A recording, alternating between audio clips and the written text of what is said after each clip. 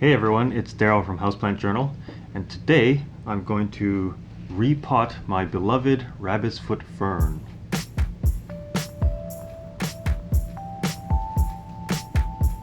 Now this guy has been growing here for the past, I would say about 3 years, and interestingly enough, I've documented the growth of this guy in my book, so let's just take a look. I can show you what it used to look like.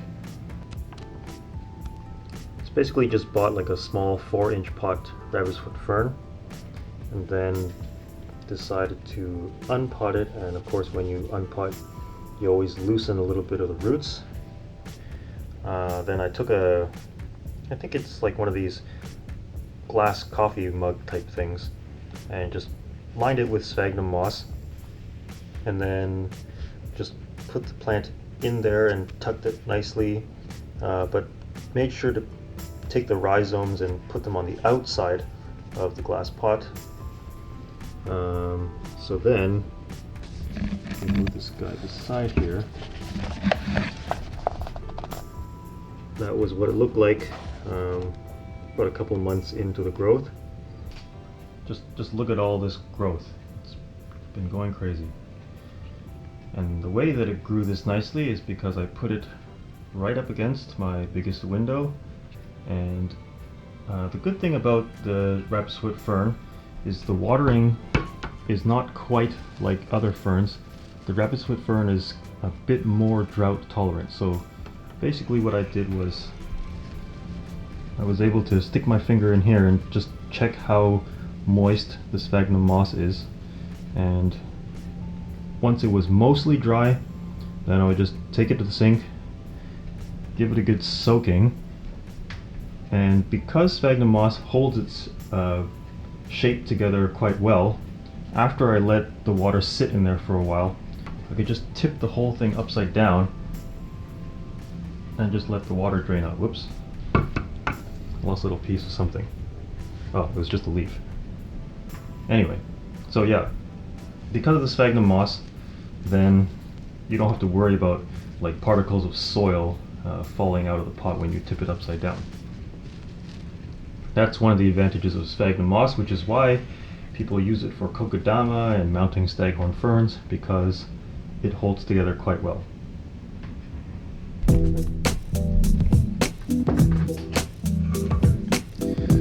But so now that it's been in this container for about 3 years, I think it's about time we changed it, especially because as you can see how the little legs have grown all the way around.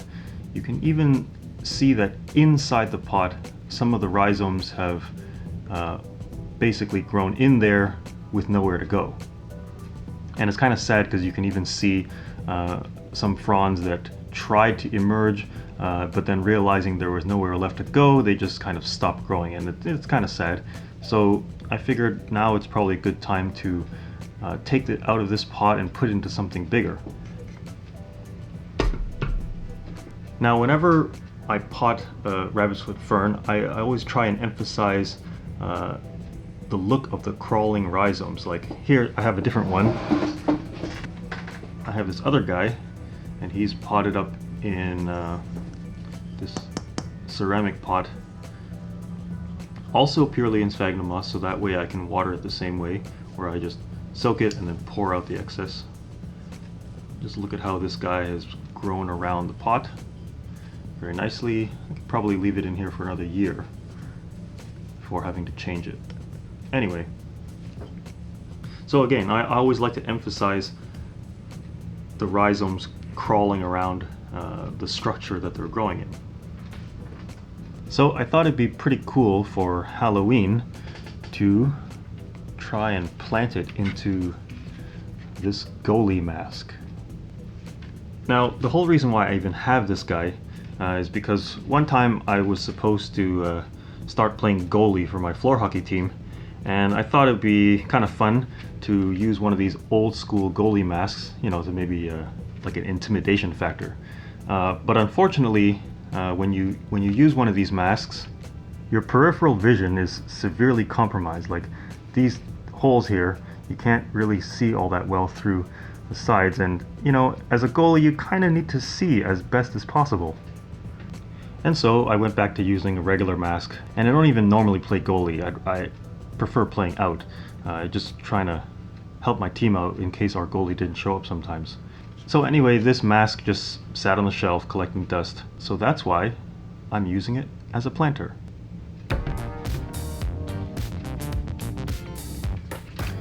So the idea that I had was I would plant this guy kind of like this way, so that the fronds would kind of emerge like hair, but the legs would kind of crawl around the head, and I'm hoping eventually that they would even come out the holes for the eyes and the nose and everything like that.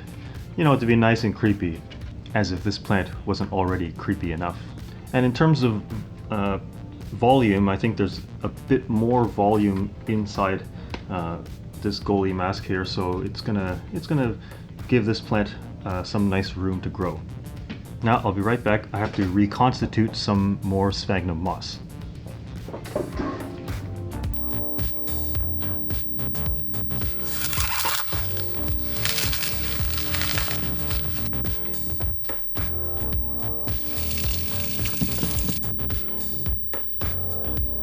Now I also happen to have some extra sphagnum moss in this bag, which I'm just going to add to my little pool here.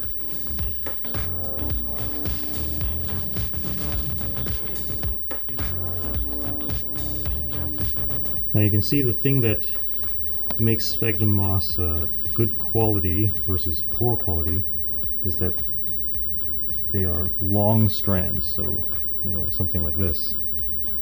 And essentially, when you look closely at the structure of sphagnum moss, it's like a little string of sponges. And that's what makes them so good at not only holding water, but also keeping their shape. So unlike most other soils, which would crumble once they are dry, sphagnum moss is pretty good at holding itself together if you just kind of support it even very minimally, like for example with strings tying it around. Now I'm just going to set up my little tarp here.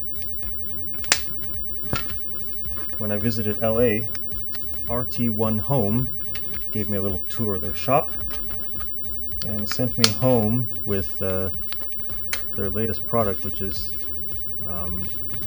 the mini version of their repotting tarp. So I'm gonna attempt to unpot this. I mean, because the pot is hard, I can't use the technique of squeezing the plastic nursery pot to loosen it. So I think we're just gonna have to do this really carefully. Maybe I'll start with that little moisture checking hole that I've been using. Just kind of wedge my hand in there. Very slowly. I'm just seeing if there are any other parts that I can kind of grab onto, because I don't really want to pull it by the legs, otherwise I would probably rip a few of them off. Alright, got it. And there you go. That's the coffee pot that I had put it in 3 years ago. Now look at this. This ball is all totally free, and you can take a look at now which of the legs have been stuck in there under the glass. See, this is one of those poor little fronds that kind of got trapped under the glass, hoping that it could grow up into the air, but unfortunately not. So first I think I'm just gonna loosen out the legs off of the, sorry, not legs, rhizomes, off of the old sphagnum moss ball. They're quite tightly attached to the ball, so maybe I won't quite do that. And now that at least the sphagnum moss is loose, I can just let it grow into the new sphagnum moss that I'm going to put into the goalie mask. Let's just clear away some of these old dead fronds here.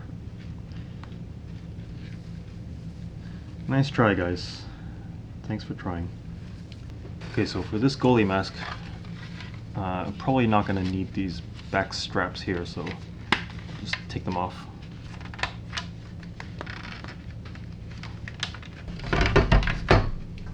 I could take off some of these foam bits, but you know, I'm just going to leave them on. Now let's see how I might want to shape this guy in terms of the orientation. Basically what I'm doing is I'm just seeing what sections have like a good number of legs and wanting to get that to be the focal point around the top of the head. Something like that. I'm just going to have to pick an orientation and go with it. I think that looks pretty good. The idea is we're going to start with having a lot of the legs on the outside, but then eventually when these rhizomes on the inside start to grow a bit more, they'll hopefully crawl out of these holes here.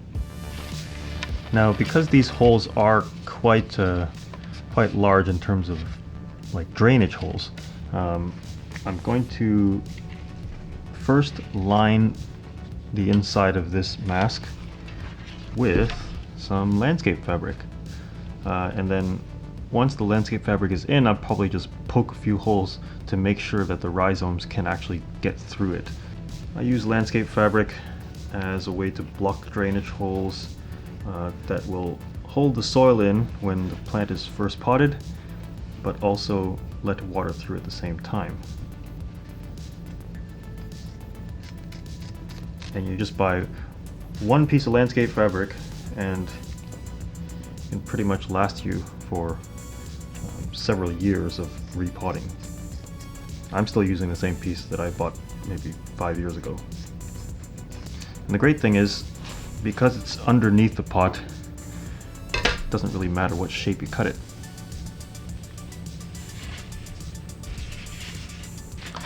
So something like that.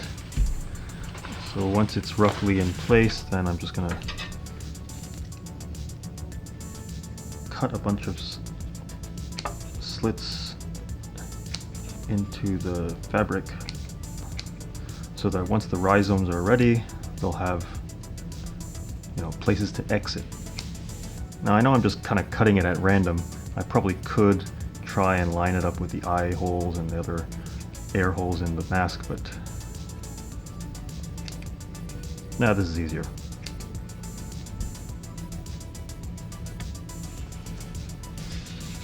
I'm going to start taking some sphagnum moss, just gently squeezing out some of the water. I'm just going to put it into the mask, just kind of lining the inside in much the same way I did with the glass pot.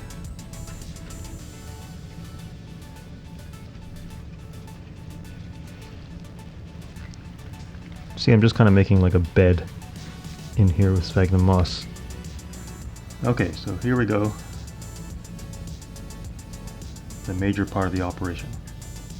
Now, normally, whenever I repot, I'm always breaking up the root ball a little bit. I don't know if I should do that with this plant. You know what? I think I will break it just a little bit, just so that maybe the roots will get a signal to start regenerating after a little bit of injury.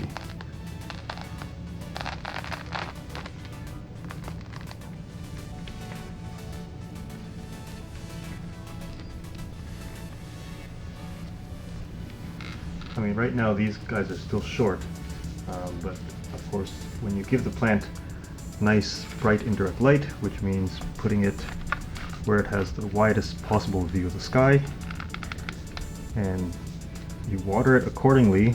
For this one, it's whenever the sphagnum moss is partially dry to mostly dry, then these guys should all get longer, and maybe by next Halloween these legs would have crawled all over the face. So one question which I'm sure you're thinking is, how am I going to water this guy? Well, I'm just going to take it to the sink, put it in there, then run the water over it for, I don't know, 30 seconds or so, and leave it there, or on a drying rack or something, let it drip dry, and then put it back to where it's going to grow. Now the other issue that I'm anticipating is, how exactly am I going to mount this thing? Because, I mean, this way is, you know, just for fun pictures, but the way that it's actually going to be growing is sort of like face down, so that the hair leaves will be upwards facing the light. So I'm going to have to find some sort of like stand. I can put this guy here. No, I'm not just going to sit here and hold it like this. I'm going to find a stand that will hold the face in place.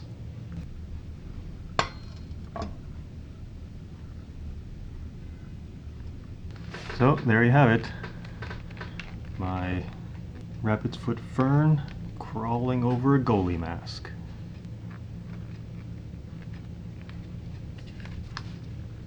So just to finish off here, I'm just going to remove some of the dead foliage. Now it really feels like taking care of somebody's hair. There you go.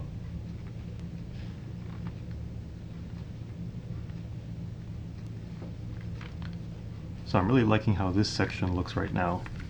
So eventually, I'm hoping these guys will get longer, crawling down to here, and there's little holes here, and even in the eyes, and hopefully some of those rhizomes that are already in the moss can find their way out. So that's it for today. I'm excited to see how this thing grows. If you like this video, give it a thumbs up and hit that subscribe button and hit the notification bell so you won't miss the next one. I'm Daryl, thanks for watching. Bye.